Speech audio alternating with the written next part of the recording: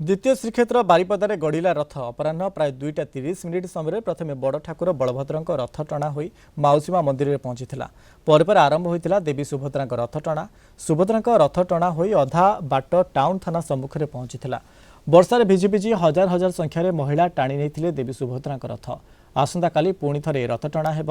परंपरा अनुसार आसंता काली प्रथमे देवी सुभद्रा रथ को महिला माने माउसीमा मंदिर पर्यंत टाणी नेबा परे आरंभ हेब महाप्रभु जगन्नाथ नवघोष रथ टणा।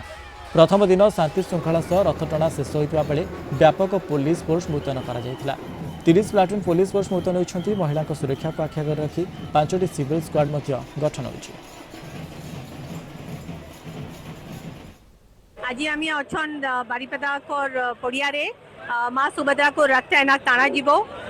एटा खूब सुजोग को कथा के एठी खाली बारिपदारे लेडीज मान टाणुछन रथ का 1975 रे आरंभ हेइथला और अलगा कई भी जगह एमती नहीं हुए। ई वर्ष आम प्रेडिक्ट करिथिलु क्राउड टिके अधिक रहिबो सेतिपई सब प्रकार पूर्व प्रीवियस प्रिकॉशनरी स्टेप्स आम नहींचु। टाउन रे पाखापाखि 100टा सीसीटीवी लागिची तार continuous monitoring across 5 control rooms parallelly चलीची।